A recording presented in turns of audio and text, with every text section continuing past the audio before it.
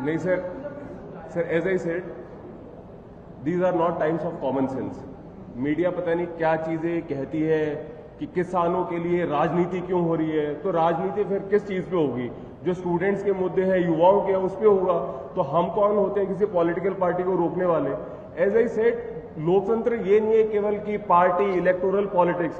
The point is कि सरकार को जनता के लिए काम करना है, और अगर जनता के लिए वो काम सही से नहीं करती है तो कोई भी जो अवेयर है, वो कोई स्टूडेंट हो सकता है, कोई सिविल सोसाइटी से हो सकता है, कोई जर्नलिस्ट हो सकता है, कोई पॉलिटिकल पार्टी से, सबको बोलना चाहिए। सिंपल। मेरा सवाल है कि आपने कहा कि आपके प्रोटेस्ट में अपोजिशन के अलावा रूलिंग पार्टी को भी आप आमंत्रित करना चाहते हैं। Why not? आप बीजेपी से सपोर्ट मांग रहे हैं, क्या कांग्रेस जनता पार्टी सपोर्ट मांग रही है बीजेपी से कि धर्मेंद्र प्रधान को हटाने के लिए बीजेपी आपके समर्थन में आएगी? देखिए, वो तो आपने बहुत अच्छे तरीके से ये क्वेश्चन पूछा है, लेकिन ये आपके शब्द है। हम तो बोल रहे हैं कि we have given an open call, anybody can join, लेकिन अपने पार्टी बैनर, अपने ऑर्गेनाइजेशन बैनर के बगैर आइए, लेकिन आप जरूर आइए। Everybody should come and we are ready to have a dialogue with everybody, be it in power और द ऑपोजिशन। सर, बीजेपी के जो कार्यकर्ता हैं, तो उनके भी तो ऐसे बच्चे या उनके भाई बहन होंगे ना जिन्होंने एग्जाम दिया होगा, वो भी डिस्ट्रेस्ड हैं। तो ऑफ कोर्स उनको भी कभी थोड़ा दिमाग लगाना चाहिए कि तो हमारे भी खिलाफ चल रहे हैं।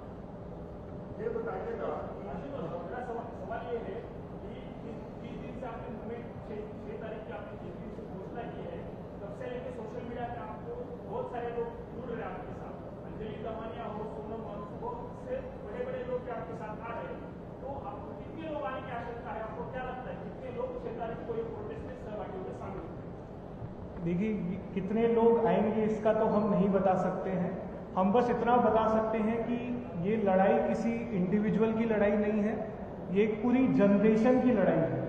ये उन लोगों के लिए लड़ाई है, उन युवाओं के लिए लड़ाई है जिनका इस देश के सिस्टम और इस देश की सरकार से भरोसा उठता जा रहा है। जैसा कि सौरभ और विजेता ने कहा, हम सभी से अपील करते हैं, ना सिर्फ युवाओं से बल्कि उन बच्चों के माँ बाप से भी, कि आप लोग आइए, इस डेमोक्रेटिक और पीसफुल प्रोटेस्ट का हिस्सा बनिए। ये देश हमारा है, इस देश में अगर कुछ गलत होगा तो हमें ही उसको सुधारना होगा। आज हमारा एजुकेशन सिस्टम पूरी तरह से कोलैप्स हो चुका है। पिछले 1 महीने में इस देश में जो घटनाएं घटी हैं उससे ये साफ होता है कि इस देश के शिक्षा मंत्री इनकॉम्पिटेंट हैं। तो हम चाहते हैं कि आप सभी लोग साथ आएं और मिलकर एक आवाज में, एक सुर में धर्मेंद्र प्रधान जी का इस्तीफा मांगे।